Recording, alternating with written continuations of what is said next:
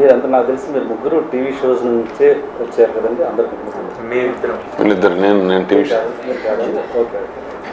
నాకు చెప్పండి, అంటే టీవీ షోస్ ఏవైతే ఉన్నాయో చాలా వరకు అవి నిజంగా జెన్యున్ డిసిషన్ ఏమంటారు, నిర్ణయాలు కరెక్ట్గా ఉంటాయా, కరెక్ట్ డిసిషన్స్ తోటి వస్తాయా? శృతి సార్, యాక్చువల్లీ అంటే నా కెరీర్ కూడా నేను స్టార్ట్ చేసింది బాలీవుడ్ ప్రోగ్రామ్ పాడాలి ద్వారా సార్. ఫస్ట్ నేను కెరీర్ స్టార్ట్ చేసింది టీవీ ప్రోగ్రామ్తో.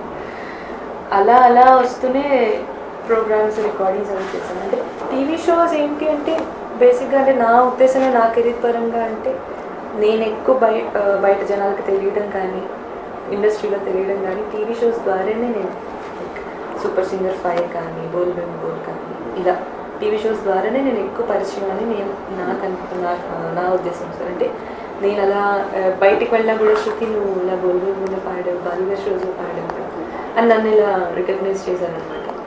అంటే టీవీ షోస్లో పాడటం కూడా ఒక పరంగా దాని గురించి కానీ అక్కడ తీసుకునే వాళ్ళు చేసే జడ్జిమెంట్ పర్ఫెక్ట్గా తీసుకున్నారు, న్యాయంగా జరుగుతుందా ఆ ప్రాసెస్ అన్నది నేను అడుగుతున్నాను. న్యాయంగా జరుగుతుందా, లేదంటే ఎప్పుడైనా మీరు ఎప్పుడైనా అప్సెట్ వాళ్ళ జడ్జిల నిర్ణయాల వల్ల మీరు ఎప్పుడైనా అప్సెట్ అయిన సందర్భాలు? అక్కడ సిచ్యువేషన్ ఏంటంటే ఇప్పుడు ఒక ఐటెం పెడితే మీకు నాకు మన నలుగురికి 4 రకాల అభిప్రాయాలు ఉంటాయి. ఒక్కొక్కసారి అది నచ్చచ్చు నచ్చకపోవచ్చు. ఒకే ఐటమ్ అందరికీ నచ్చే అవకాశాలు కూడా ఉంటాయి. సో ఆ సిట్యువేషన్, ఆ వాతావరణం, ఎవరు ఎంత గొప్ప సింగర్లైనా ఎంత బాగా పాడినా ఆ 5 నిమిషాలు వాళ్ళు పాడే ఆ పాట యొక్క రిజల్టే మొత్తం చూపిస్తుంది. అంతేగాని వాళ్ళు అంతకుముందు బాగా పాడారు, లేకపోతే లాస్ట్ ఎపిసోడ్లో బాగా పాడారు, ఎపిసోడ్లో బాగా పాడలేదు, అవన్నీ ప్రస్తుతం అయితే అలా ఏం చూడట్లేదు.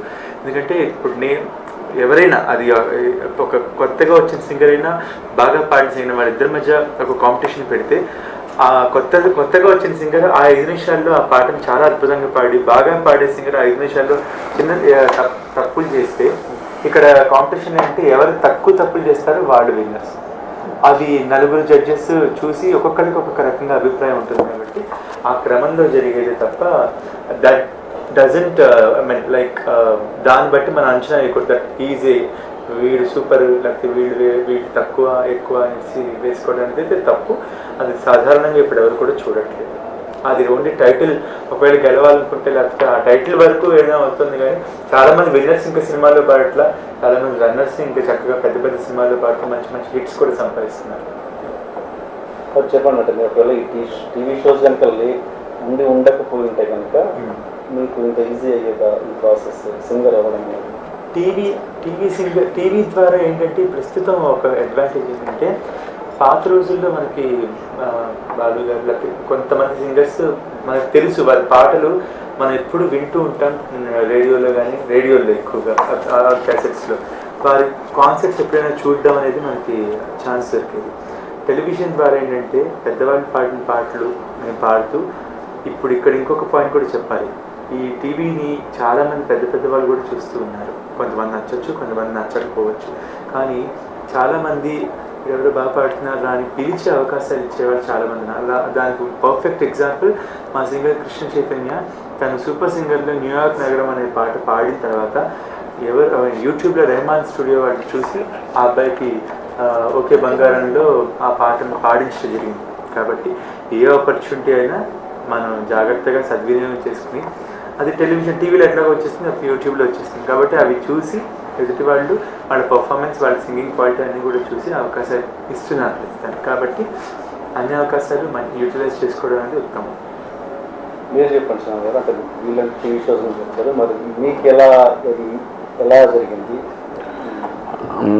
అంటే నేను చక్రి గారండి, నాకు ఫస్ట్ నుంచి ఆయన దగ్గరే పాడుతున్నాను. టీవీలో రాకపోయినా కూడా ఆయన షోస్ అన్నింటిలో కంపల్సరీ నన్ను ప్రిఫర్ చేసేవారు. ఆయన సినిమాల్లో ఒక పాట ట్రై చేసేవారు నాతో. సో ఆయన ఏదైనా టీవీ షోలో చేసినా అలా కనపడుతూ ఉండేవాడిని నేను.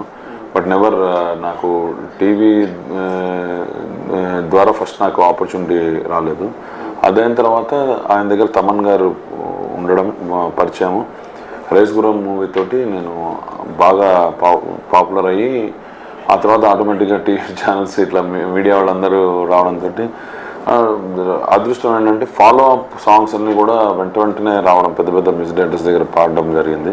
హిట్స్ అయ్యాయని దానివలన ఇదే. బట్ ఫర్ షూర్ డెఫినెట్లీ ఇంకా నేను చాలామందికి తెలియదు, ఎందుకంటే టీవీలో రాలేదు కాబట్టి ఐఎమ్ నాట్ పాపులర్. వీళ్ళకి వచ్చినంత పాపులారిటీ రాలేదు. మీరు చక్రి గారితో ఎన్ని సినిమాలు చేశారు?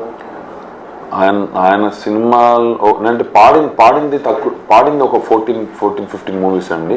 బట్ ఆయన 100 మూవీస్ చేశారు, 88 ఎన్నో. అందులో నేను ఒక అరౌండ్ 30 మూవీస్ వరకు ఆయనతో అసోసియేషన్ ఉంది, 8 years.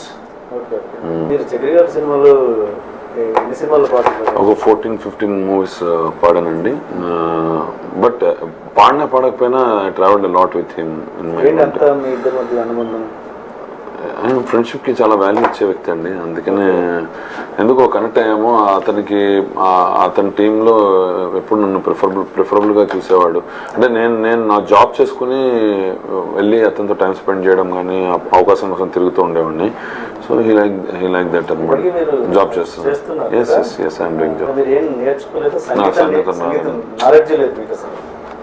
అస్సలు లేదు.